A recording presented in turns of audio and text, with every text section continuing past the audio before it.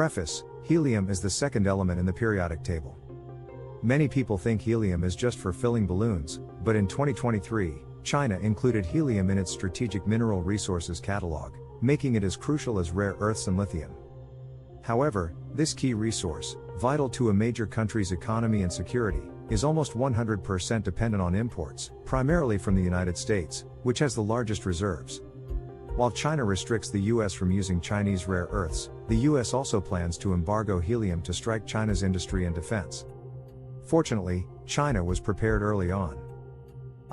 The role of helium. In 1895, British chemist William Ramsay discovered a gas while studying yttrium uranium ore. British spectroscopist and physicist William Crookes named it helium.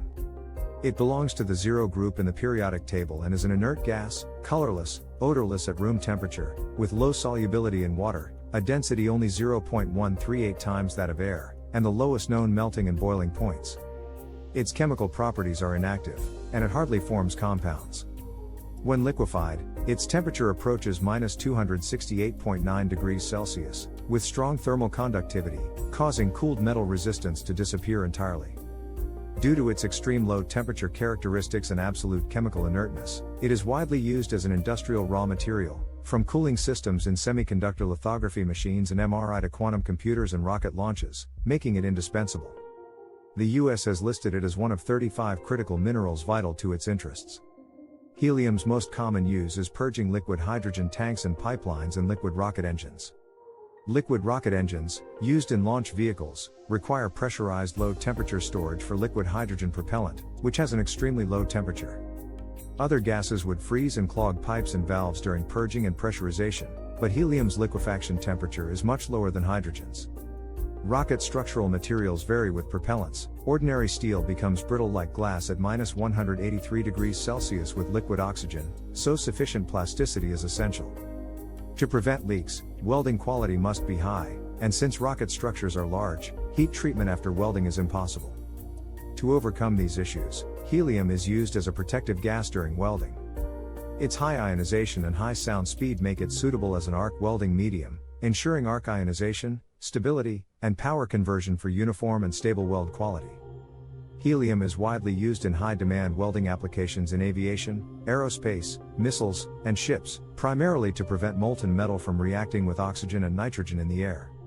Tungsten arc welding uses a helium-argon mixture for protection, and in plasma arc devices, it serves as a working medium to generate plasma jets for cutting aerospace alloys. In metal smelting, it acts as a carrier gas and inert gas to alter reaction rates. Helium is also the laser gas in helium neon laser gyroscopes for navigation and guidance in aircraft, ships, and missiles, and it is used in hypersonic wind tunnel tests, reaching speeds of 42 Mach when heated to 1000 K. Global helium consumption was 162 million cubic meters in 2007 and is now 320 million cubic meters. With China's rapid development in semiconductors, healthcare, and aerospace manufacturing, helium demand continues to grow. Imports were 17.65 million cubic meters in 2016, 20.06 million in 2017, a 13.5% increase, 22.9 million in 2018, a 23% increase, and are projected to reach 30 million by 2025. Semiconductor manufacturing accounts for 28% of usage, with a single wafer fab consuming over 1 million cubic meters of 99.9999% ultra-pure helium annually as a protective and cooling gas. One MRI device uses 1,000 liters per year as a refrigerant for superconducting magnets, and with 60,000 MRI devices nationwide, total consumption reaches 9 million cubic meters annually. A single rocket launch requires 200,000 cubic meters, a space station needs 500,000 cubic meters per year, a 1 million kilowatt nuclear fusion plant consumes 10 million cubic meters annually, and quantum computers use 2,000 cubic meters per year, growing at 15% annually. Fiber optic manufacturing consumption is also increasing by 14% per year, with imports once accounting for over 95%. 2. China's helium shortcomings. Helium is abundant in the universe but is a non-renewable, scarce resource on Earth, formed by alpha decay of radioactive elements deep in the Earth's crust. On Earth, it has two sources: extraction from the atmosphere, where its concentration is only 5.2 parts per million, making it extremely costly and uneconomical, and purification from natural gas, where it is produced by radioactive decay of uranium and thorium in minerals, diffusing into rock pores and accumulating in natural gas over hundreds of millions of years to reach extractable concentrations of 0.1%. In sedimentary basins with ancient uranium and thorium-rich granites, concentrations can exceed 10%. Due to these unique formation conditions, resource distribution is highly concentrated. Global helium reserves total 51.9 billion cubic meters, sufficient for 160 years of extraction. The US alone holds 20.6 billion cubic meters, accounting for 40% of reserves, with an annual production of about 91 million cubic meters, ranking first globally.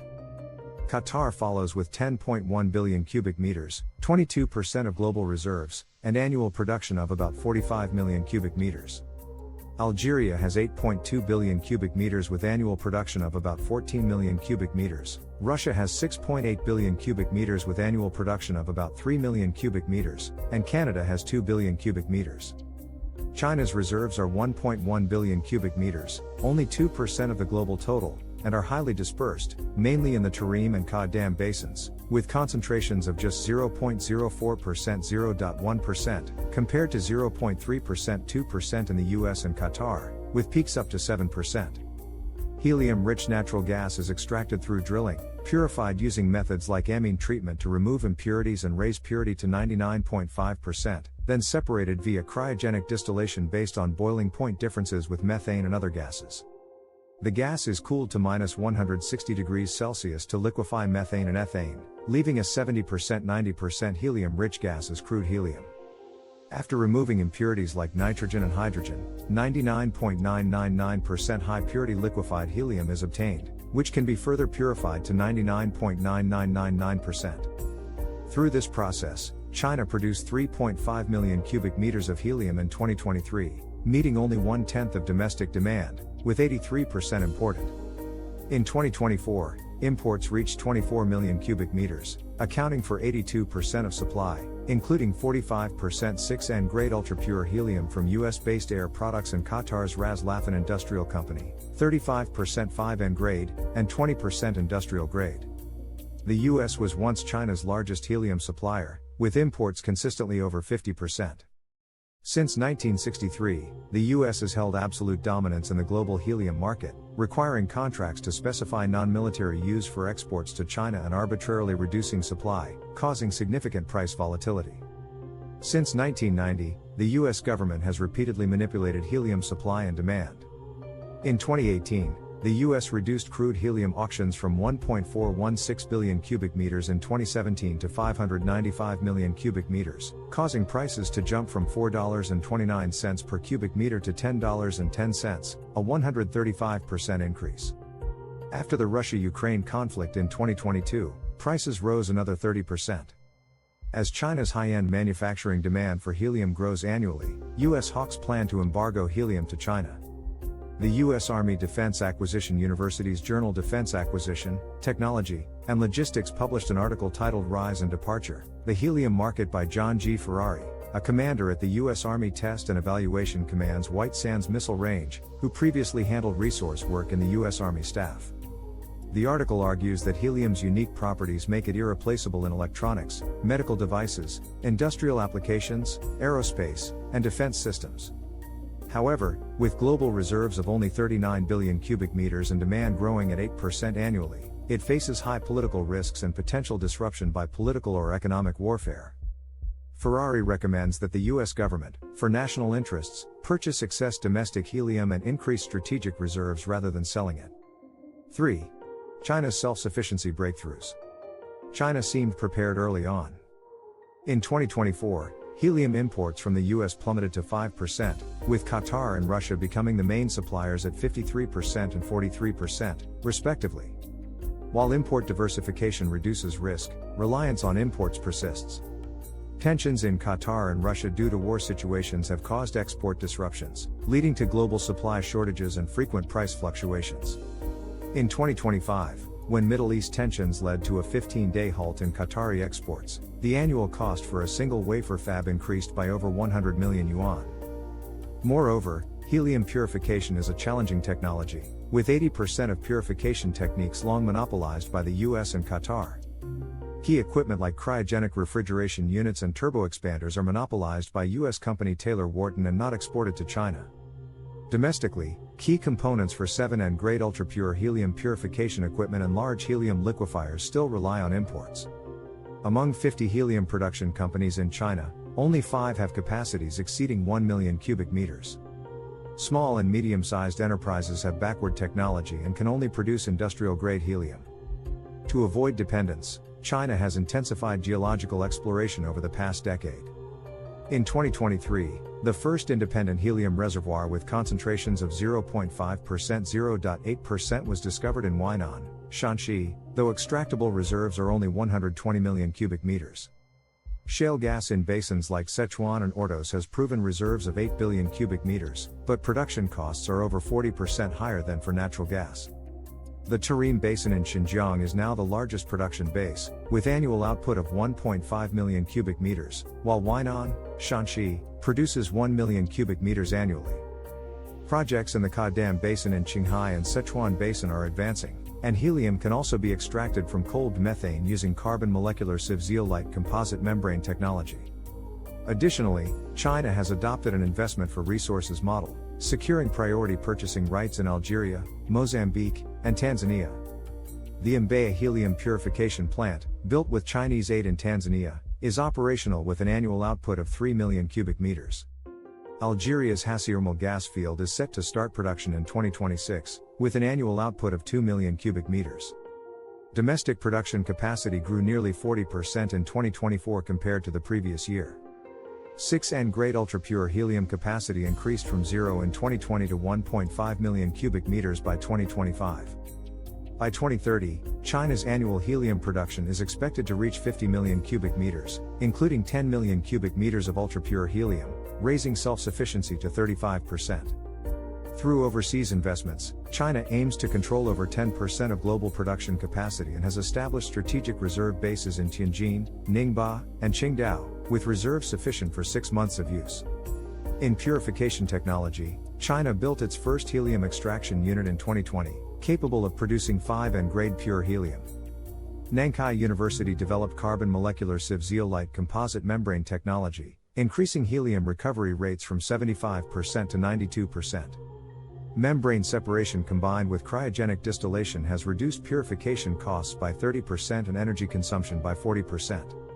In 2025, a cryogenic refining and neon removal device was developed, producing 6N9 grade ultrapure helium. Domestically developed cryogenic refrigeration units and turbo expanders have achieved mass production, with most helium extraction equipment reaching 100% localization. The localization rate for 7N grade ultrapure helium purification equipment and large helium liquefiers has risen from 20% in 2020 to 75%. A recycling system has been established, with recovery rates over 90%, reaching 98% in semiconductor production, equivalent to adding millions of cubic meters of supply. Additionally, liquid hydrogen, at 1/5 the cost, is beginning to replace helium in welding and refrigeration, reducing demand by 20%. 4. Conclusion. Before 2020, China's helium demand grew strongly, but domestic development was extremely low, with high external dependence, a single import structure, and concentrated sources. Thanks to the Chinese government's foresight, the shortcomings in the helium industry were addressed within a few years, ensuring the development of high-end manufacturing and cutting-edge technologies. Otherwise, China would now face retaliatory U.S. embargoes. In contrast, the U.S. has been warning for over a decade about rare earth choke points but has taken no action, now left helpless by China's embargoes. By delaying the U.S. for a few years, China could surpass the U.S. in semiconductors, AI technology, and advanced weapons, a cost of short-sightedness that essentially reflects the governance capabilities of the Chinese and U.S. governments.